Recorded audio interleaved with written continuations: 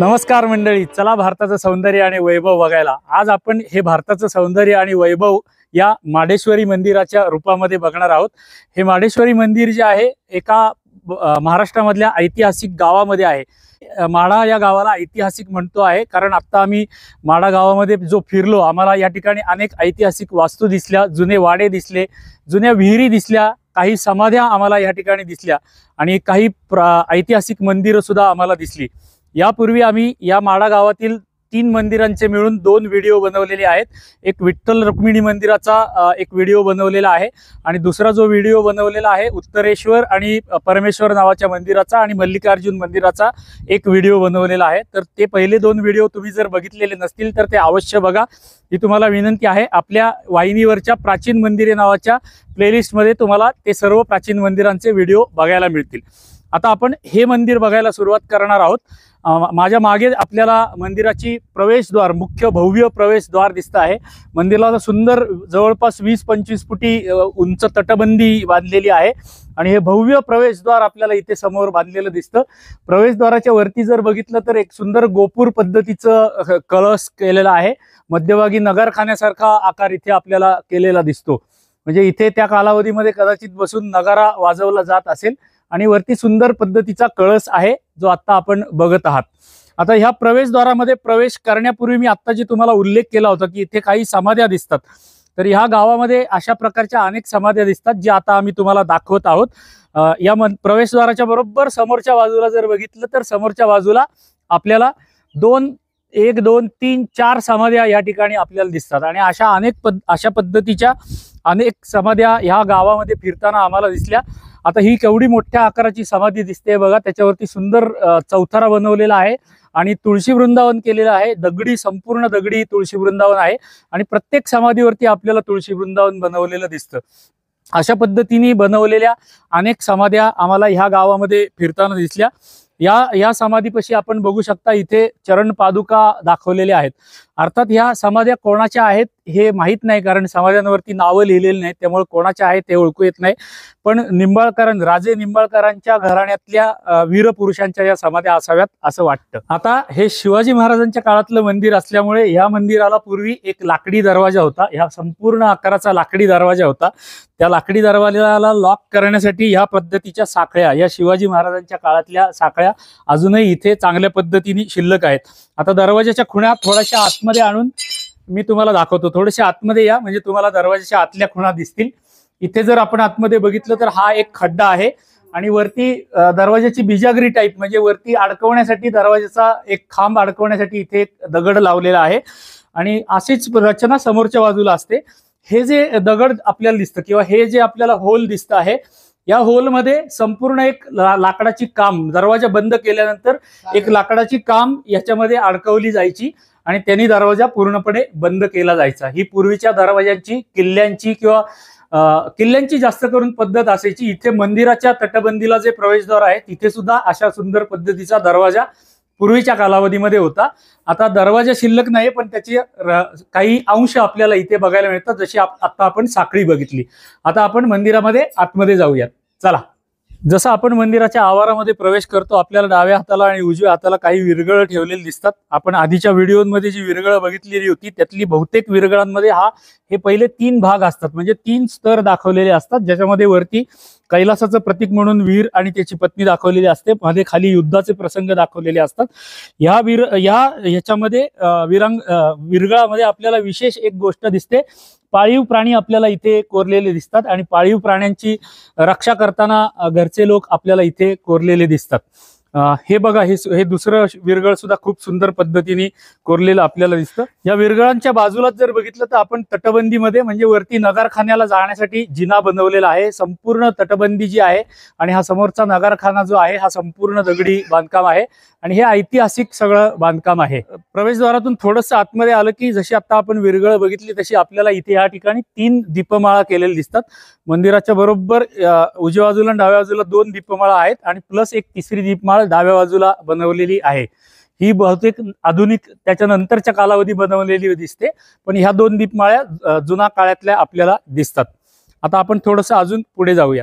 आता आपण ह्या बाजूला जर संपूर्ण बघितलं, ही मंदिराची तटबंदी आहे आणि या तटबंदीमध्ये आतल्या बाजूला मोठ्या देवड्या बनवलेल्या आहेत.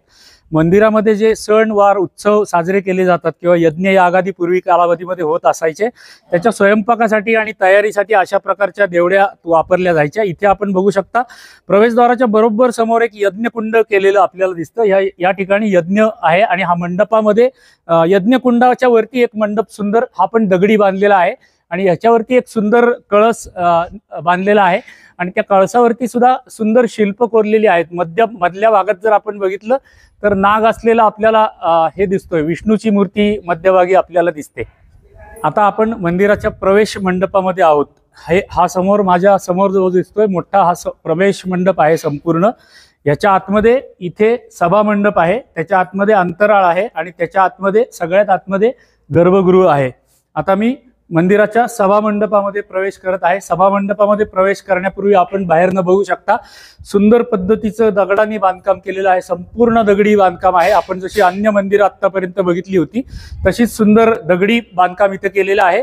नेहमीप्रमाणे आपण जसे बघतो तसे दगडी खांब या ठिकाणी आहेत. अखंड एका दगडामध्ये केलेले दगडी खांब या ठिकाणी आहेत. या ठिकाणी तुम्ही बघू शकता यक्षिणी बनवलेल्या आहेत. प्रत्येक खांबाच्या चारी बाजूनी यक्षिणी बनवलेल्या आपल्याला दिसतात. या यक्षिणी आहेत आणि हे दगडाचं सुंदर नक्षीकाम, खांबाचं नक्षीकाम सगळ्या खांबांवरती समान आकाराचं केलेलं आपल्याला दिसतं. आता आपण सभा मंडपातून थोडंसं आतमध्ये जाऊयात. या आता जसं आपण ह्या बाजूला खांबाच्या वरती यक्षिणी बघितल्या होत्या तसे ह्या बाजूला जर बघितलं तर इथं नाग बनवलेले आहेत. चारी बाजूनी या खांबाला वरच्या बाजूनी नाग बनवलेले आहेत.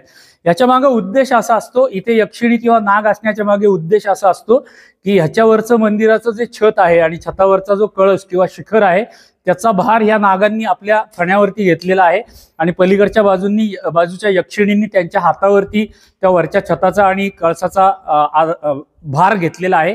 असा आशय त्या मूर्तींमध्ये असतो. म्हणून खांबांच्या वरच्या भागामध्ये अशा प्रकारची शिल्प केलेली आपल्याला दिसतात. आता आपण आतमध्ये जाऊयात. चला. आता सभा मंडपामध्ये प्रवेश केल्या जसं अन्य मंदिरांमध्ये दिसतं तसं दगडी कासव या ठिकाणी आपल्याला दिसतं. देवी समोर असलेलं दगडी कासव, त्याच्या शेजारी आपल्याला संबळ ठेवलेले दिसते. ही संबळ सकाळ संध्याकाळ जेव्हा देवीची आरती केली जाते त्या आरतीच्या वेळेला हे संबळ वाजवलं जातं. हे प्रवेश मंडपामध्ये सभा मंडपामध्ये ठेवलेलं दिसतं आपल्याला. आता या कासवाच्या बरोबर जर वरती आपण बघितलं तर वरती एक घंटा अडकवलेली आहे आणि ती घंटा अडकवल्याची जी जागा आहे, मध्यभाग जो आहे तो तुम्ही आता व्हिडिओमध्ये बघू शकता. वरती एक कमळ सुंदर कोरलेला आहे आणि तो वरचा जो दगड आहे तो अखंड दगड आहे, चौकोनी दगड. त्या दगडामध्ये ते संपूर्ण कमळ केलेलं आहे. त्याच्या पाकळ्या अगदी समान आकाराच्या केलेल्या आहेत. अशा प्रकारच्या घंटा बांधण्याच्या जागेवरती असलेलं कमळ आपण आतापर्यंत अनेक मंदिरांमध्ये बघितलेलं आहे. तसंच सुंदर नक्षीकाम याही मंदिरामध्ये केलेलं आपल्याला दिसतं. आता आपण अजून थोडंसं आतमध्ये अंतराळामध्ये जाऊयात. मंदिराचा अंतराळ नावाचा भाग. या आता आम्ही या मंदिराच्या अंतराळामध्ये आहोत. अंतराळामध्ये वरती छत नेहमीप्रमाणे दगडी असतं तसंच ह्याही ठिकाणी वरती छत आहे. वरती सुंदर कमळ केलेलं आहे. मंदिराचं गर्भगृहाचं जर प्रवेशद्वार बघितलं तर बाहेर सुंदर नक्षीकाम वरच्या बाजूला केलेलं दिसतं. इथे आतमध्ये ललाटबिंब आहे. द्वारशाखेच्या वरती द्वारशाखा ज्या आहेत त्याच्यावरती ललाटबिंब आहे. ललाटबिंबामध्ये गणपतीची मूर्ती केलेली आहे किंवा गणेशाची स्थापना ह्या ठिकाणी केलेली आहे. इथे आतमध्ये जर बघितलं तर इथे द्वारशाखा केलेल्या आहेत. द्वारशाखेवरती सुद्धा आतमध्ये थोडंसं नक्षीकाम केलेलं आपल्याला दिसतं आणि प्रवेशद्वाराची उंची अगदी कमी आहे जेणेकरून देवीचं दर्शन घ्यायला जाताना आतमध्ये नतमस्तक होऊन आतमध्ये जावं लागतं. आता आपण गर्भगृहामध्ये प्रवेश करत आहोत. सर्वमंगल मांगल्ये शिवे सर्वार्थ साधिके शरण्ये त्र्यंबके गौरी नारायणी नमोस्तुते. आता माडेश्वरी मातेचं आपण दर्शन घेत आहोत. माडेश्वरी मातेची सुंदर मूर्ती या ठिकाणी आपल्याला दिसते. ही कमीत कमी 500-600 वर्ष प्राचीन मूर्ती आहे. कारण निंबाळकर राजेंनी शिवकालामधल्या निंबाळकर राजेंनी बांधलेलं हे मंदिर आहे. म्हणजे त्याच कालावधीमधली ही सुंदर मूर्ती आहे. मूर्तीचा देवीचा मळवट भरलेला किती सुंदर मूर्ती दिसते बघा. डोळे आणि सुंदर मूर्तीचं दर्शन आता आपण घेत आहोत. तुम्हीही दर्शन घेऊ शकता मनमुराद किंवा पाहिजे तेवढं दर्शन सुंदर आपण घेऊ शकता. अतिशय प्रसन्न वाटतंय या गर्भगृहामध्ये आल्यानंतर. अतिशय प्रसन्न वाटतंय. इतकं सुंदर वातावरण इथे आहे. म्हणजे चेहऱ्यावरती हसूच येतं किंवा आपल्याला आतून बरं वाटायला लागतं. इतकं छान काहीतरी वेव्स किंवा वाईब्स या गर्भगृहामध्ये आपल्याला असलेल्या जाणवतात. ही मातेची आपल्या सगळ्यांवर असलेली कृपा आहे. या मुख्य माडेश्वरी मंदिराच्या आवारामध्येच बाहेरच्या बाजूने काही छोटी छोटी मंदिरं केलेली आहेत. त्यातलं पहिलं मंदिर आता आपण बघत आहोत, जे राधाकृष्णाचं मंदिर आहे. मूर्ती वालुकामय टाईपच्या मूर्ती आहेत आणि आपण इथे राधाकृष्णाचं दर्शन घेऊन पुढच्या मंदिराच्या दर्शनाला जाऊया. चला. मुख्य मंदिराच्या डाव्या बाजूला असलेलं महादेवाचं मंदिर आता आपण बघत आहोत. बाहेर नंदी आहे आणि आतमध्ये महादेवाची पिंड आहे. ओम त्र्यंबकं यजामहे सुगंधिं पुष्टिवर्धनम् उर्वारुकमिव वन्दनान् मृत्योर्मुक्षीयमामृतात्. हर हर महादेव शंभो. मुख्य माडेश्वरी मंदिराच्या आवारामध्ये असलेलं आणखी तिसरं मंदिर, गणपतीचं मंदिर. वक्रतुंड महाकाय सूर्यकोटी समप्रभ निर्विघ्नं कुरु मे देव सर्वकार्येषु सर्वदा. ओम गणपतये नमः. मुख्य मंदिराच्या मागच्या बाजूला हे चिंतामणी आहेत. इथे अशी भावना आहे लोकांची की ह्या ठिकाणी असे हात ठेवून आपल्या मनामध्ये जे इच्छा असेल ती बोलायची. जर आपली इच्छा पूर्ण होणार असेल तर हे असं उजव्या बाजूनी फिरतं, जर पूर्ण होणार नसेल तर हे डाव्या बाजूनी फिरतं, अशी इथल्या लोकांची श्रद्धा आहे. मुख्य मंदिराच्या मागच्या बाजूला आपल्याला गोमुख असलेलं दिसतं. आतमध्ये माडेश्वरी देवीला जो अभिषेक केला जातो त्याचं तीर्थ मागच्या बाजूला या गोमुखातून बाहेर येतं आणि इथे गोमुख आपल्याला जसं अन्य मंदिरांमध्ये असतं तसंच इथेही दिसतं. या मंदिराच्या आवारातलं सर्वात शेवटचं छोटंसं मंदिर भगवान श्रीकृष्णाचं आहे. श्रीकृष्णाचं दर्शन आपण आता घेऊयात. कृष्णाय वासुदेवाय हरये प्रणतात्मने प्रणतक्लेशनाशाय गोविंदाय नमो नमः. तर मंडळी, शिवकालात बांधल्या गेलेल्या ऐतिहासिक मंदिराचं म्हणजेच माडेश्वरी देवीचं आपण आज दर्शन घेतलं.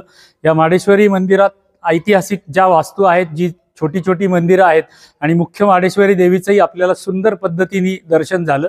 आशा करतो की हे मंदिर आम्ही जे आज तुम्हाला दाखवलं ते तुम्हाला आवडलं असेल आणि तुम्ही सुद्धा माडा गावामध्ये या मंदिरामध्ये दर्शन घ्यायला याल.